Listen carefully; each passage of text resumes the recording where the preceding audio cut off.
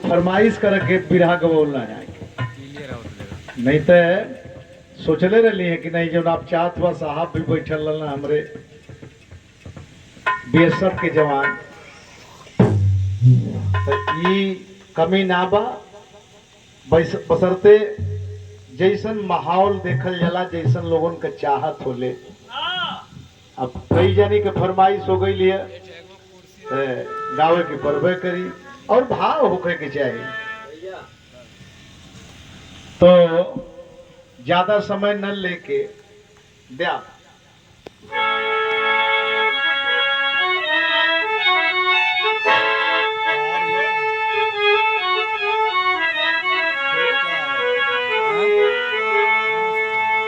जागना है जाग लो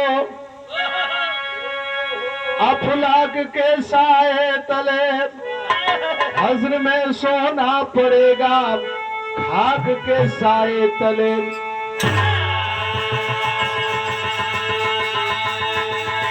खाक का पुतला बना ये खाक की तस्वीर है खाक में मिल जाएगी ये खाक दामन गिर है।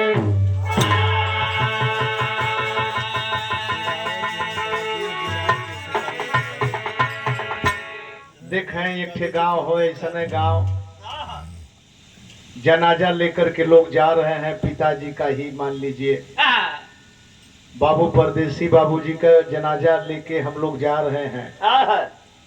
तबले दूसर के गांव से डोली में दुल्हन बैठा के लोग लेके आवत हुए। हम ना बोलनी आप ना बोलने लेकिन वो जनाजे की दुल्हन को देख करके डोली वाली दुल्हन मेहना मार देलस। माँ बहने हमारी बैठी हैं गौर करेगी ताना मार देलस कलश की तू अशुद्ध है और मैं शुद्ध हूँ। अब वही एक ठे भ्रम मन में हो घरे नहवाए धोवाए के खूब सेंट इतर लगाए के माला फूल सजाए के हमन लेके जायल जला और ओहर से जब आवल जला तो फिर नहायल जला कि मुर्दा अशुद्ध शरीर हो जाले ए जैन शुद्ध कैल जाला। जब ए जैन शुद्ध कैल जाला हमन बाबू के तो हमार बाबू फिर बिचवा में कहां से अशुद्ध हो गई ना। और वही चीज वो दुल्हन डोली वाली ताना मार दी कि तू अशुद्ध है मैं शुद्ध में हूं। जबकि मैयत आवले केहू का जनाजा आवला तो लोग सलाम करते हैं प्रणाम करते हैं तब प्रणाम कैल जाला शुभ जान के अशुभ जान के ना केहू अशुभ जान के प्रणाम ना करला शुभ जान के करला। लेकिन वो दुल्हन जो बा मेहना मारत है कि तू अशुद्ध है मैं शुद्ध हूं तू मेरा रास्ता काट दी। अब वही भी कभी कभी सियार कुकुर चल दे तो लोग गाड़ी पर खची हैं थोकी हैं रुक जाई हैं तनी से पीछे हट जाई हैं। अरे जो जीव आप में है वही जीव उसमें है उसकी भी सांस टूट जाएगी तो भी निर्जीव हो जाएगा आपकी हमारी भी सांस टूट जाएगी तो हम भी निर्जीव हो जाएंगे। लेकिन उसको हम लोग अशुभ कहते हैं। वो रास्ता पकड़ के जा रहा है उसको हम अशुभ कहते हैं अपने को शुभ कहते हैं। तो ताना मरलस कि हमके पहले चल जाए दिले होती तो तू गई होती। ये बात सुनकर के पिताश्री परदेसी बाबूजी की आवाज निकलती है विदेशी बाबूजी की आवाज निकलती है। कैसी आवाज निकलती है और क्यों ये दुल्हन का रूप दोनों में क्यों रखा गया। बाबूजी का जनाजा है लेकिन हम सबकर शरीर जरूर मर्द के रूप में हो लेकिन आत्मा सबकी स्त्री लिंग है। हमारी माँ बहनें हैं जो उनकी है वही हमारी है।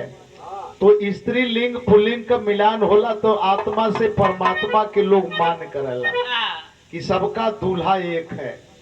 ए जैन हमन भले दुल्ही दुल्हा बन जाल जा लेकिन सबका दूल्हा एक है। जौन दुल्हा हमार है वह दुल्हा सीमा सरगम कभी एजैन वाला ना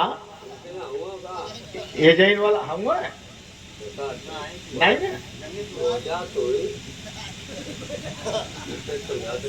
हाँ? आए?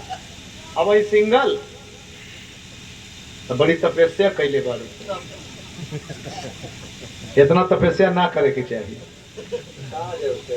ठीक है त्याग होके के चाहिए तो यही ताना मारती है जब ताना मारती है तो बाबूजी की आवाज निकलती है कहती है दुखित होकर के द्रवित होकर के क्या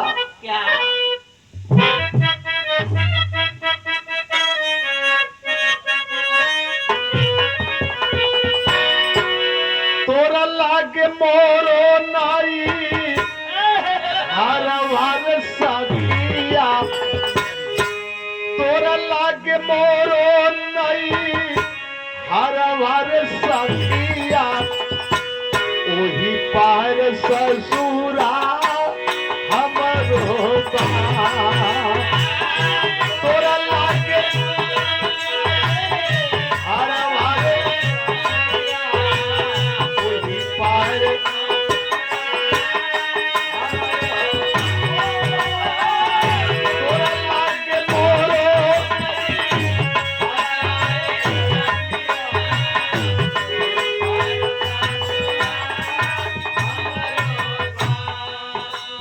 भैया हमारे श्याम राज गार्जियन महोदय ये 200 रुपया पुरस्कार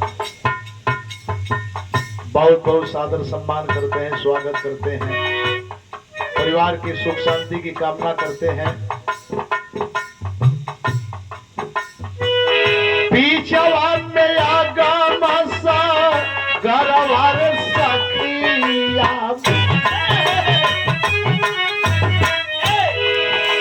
पीछवा में आगा मसा गरवार सखिया वही पार ससुरा हमरो पीछवा में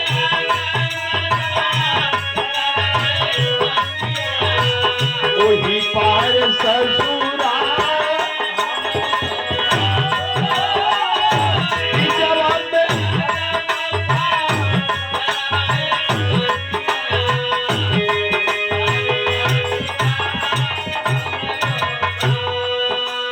ये आत्मा रूपी दुल्हन बिलख रही है द्रवित हो चुकी बोली बहन जमाना कहता चलता लेकिन तू अपने इलाके की बहन है रे तू हमको आज यह शुद्ध कैसे कर रही है अंतर देख रही है इसीलिए तू अशुद्ध कर रही है अपने को शुद्ध मान रही है अंतर है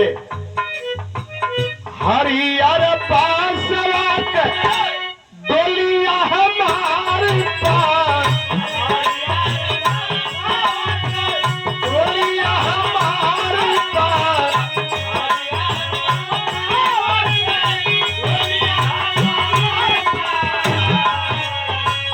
कोई ऐसा डोलिया पर कोई ऐसा डोलिया पर हमर सिंगार पर हमर सिंगार पर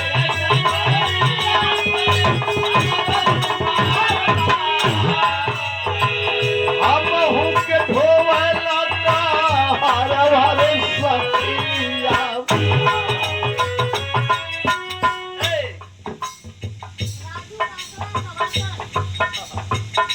भैया हमारे छोटका भैया राजू पासवान सभासद महोदय और हम चाहेंगे जिस प्रगति के लिए इंतजारी है ये सौभाग्य है महन कहो गरीबन में 2 बार जिला पंचायत में था ये समय दोनों पुरानी हेमंत क्षेत्र पंचायत थे प्रमुखी के चुनाव भी लड़े हम और कुछ अंतर से हार गए चुनाव हारना जीतना 2 में 1 तो मिलेगा एक सीख तो मिली जिला पंचायत जीते, पत्नी भी जीती, हम भी जीते, फिर हम दोनों प्राणी जो है क्षेत्र पंचायत जीते और प्रमुखी हार गए तो कोई चिंता नहीं। और हम जब हार गए आज तक लोग परेशान हैं और कहते हैं मैंने एक मिसाल कायम किया। बड़ी पार्टी थी उधर से, हम इधर से गाने बजाने वाले कितना रुपया हम दे पावल जाई है, कितना दे पावल जाई। बड़ी कोशिश लोग किए कि नंदलाल रवि जी परेशान न होके आप ले लीजिए। मैंने कहा कि सब कुछ हो सकता है लेकिन सम्मान से खिलवाड़ नहीं, सम्मान से खिलवाड़ नहीं। और मैं 2000 में जब जिला पंचायत निर्दल जीता था राजू भैया, तो उस समय सबसे ज्यादा पूर्वांचल में सबसे ज्यादा वोटों से मैं चुनाव जीता था। और उस समय कोशिश लोग किए 15 लाख 20 लाख ले लें, 15 लाख उस समय काफी रहल। मैंने कहा समझौता नहीं, समझौता नहीं, और वही किया। आज मिसाल कायम है कि लोग सम्मान करते हैं। बिकाऊ तो नहीं बना, टिकाऊ तो बना।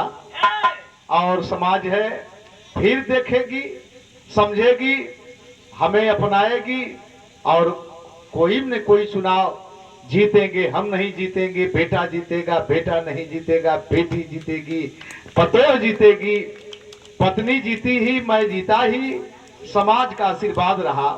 ये 200 रुपया पुरस्कार बहुत बहुत प्रणाम हम कामना करते हैं और जरूरत पड़ेगी तो हम लोग साथ भी देंगे। आप जी भैया, यही बता रही है आत्मा रूपी ये दुल्हन कि अंतर है, लेकिन इतना ही अंतर है कि हमार डोली हरियर लकड़ी का और तोर डोली सूखल लकड़ी का। ये मैंने अशुद्ध है और शुद्ध का बात कहां से आवत। इतना ही नहीं, जितना सिंगार तोरी पर है उससे कम सिंगार हमारी पर ना। तो के अगर कहा ढोत हुए तो हम हूं के ढोवला, हम हूं के ढोवला का हरा भर सखिया, वही पार ससुरा हमरो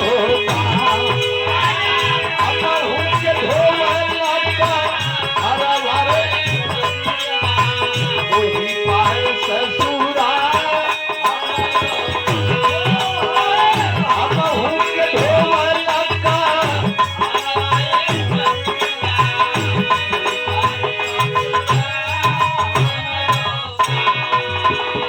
हमको भी कहार ढो रहे हैं, तुमको भी कहार ढो रहे हैं। कहां से अंतर पा रही है कि हमको तू ये शुद्ध कर रही है, अपने को शुद्ध कर रही है। एक बात बताऊं, तोरे बदे लागल होई फूल कसे जारिया, फूल कसे जारिया,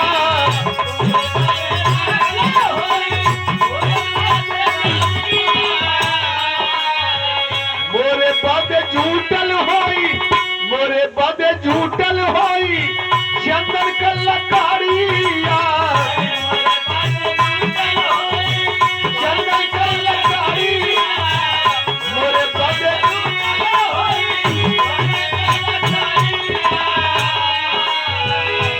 तो फूल का सैया लगल हुई ई है ना, लेकिन हमरो सैया लगल हुई, हमार चंदन के लकड़ी के सैया लगल हुई, तोर फूल के सैया लगल हुई। तनी सब पीछे मुड़ के देख, अपने पीछे मुड़ के देख। अगर तोरे पीछे हुजूम हो तो हमर हूं पीछे तुझसे ज्यादा आवाम बा। और ये तना ना, तोरे पीछे केहू हंसत हो तो केहू झूठही आंख मिजत हो। अब मोरे पीछे तोरे खातिर लागल होई फूल कसे जारिया,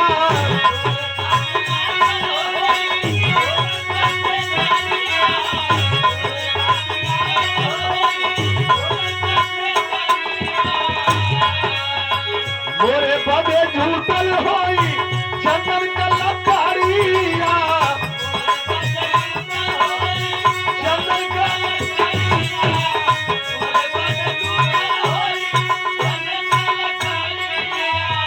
सब ही कबीर